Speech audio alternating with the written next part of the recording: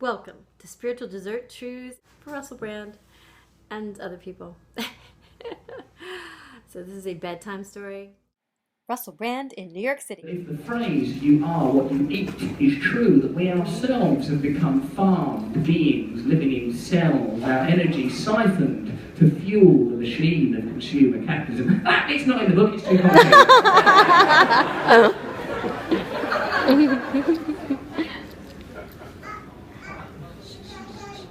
Whilst this hurt Sam in his little tummy, he'd never show it, he'd fib and say, "Sticks and stones may break my bones, but names will never hurt me." That actually encouraged some kids who took stuff too literally to throw stones at him. Oh. I think I better come back, thought Sam, rubbing the bump on his head. Oh. By far and away, the worst of the booger-scoffing, stone-throwing, Hamelin top rotters was Fat Bob.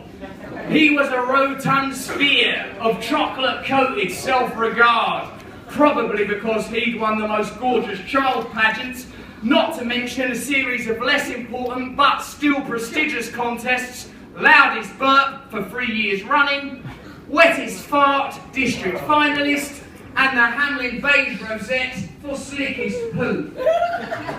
This last gave him such pride that he wore it emblazoned on his chest most mornings, and once on half-term, that's like spring break, when emotions ran high for Fat Bob, he was so eager to get the thing on, he pierced his own rubbery nipple with a pin. He usually wore a sailor suit like Donald Duck's one, but with underpants on. He had one gold tooth, very scabby knees, and his cheekaboos were so rosy and plump that if I thought I could get away with it, I would prick them with a fork. Fat Bob, like a lot of bully boys, ran with a gang. That way he didn't have to face up to his own feelings, or the quiet sobbing in the corner of his mind. He could live in the colourful din of the day, creating a racket with his crew, scorching the elegant beauty of the moment with chants and marches. Bloody subtext is blowing my mind. Who wrote this thing? I just picked it up and it's just an allegorical tale. It's obviously a critique, a satirical critique of modern society. I mean, it's just political.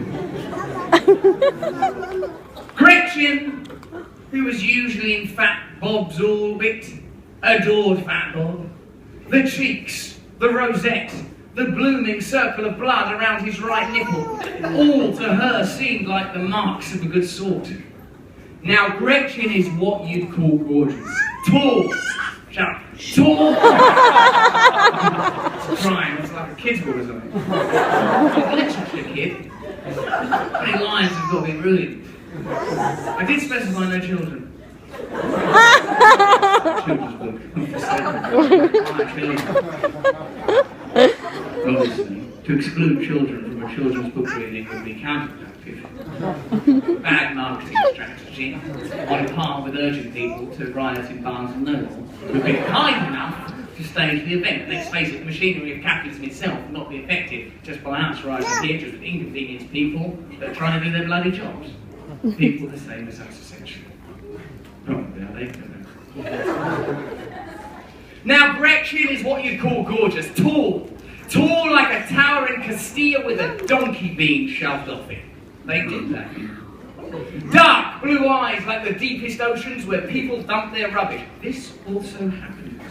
And her hair, a tangled meadow of gold that had no obvious connotations of cruelty or irresponsibility. I have to admit, she had great hair. Dennis hung around Fat Bob too. Dennis was so unremarkable that he pretended to be whatever was required of him at any given moment just to fit in. Look at the drawings of him. He's always different. See? That bit requires the drawing, really. As a verbal joke, it lacks something. No, you're right. Kiss, kiss.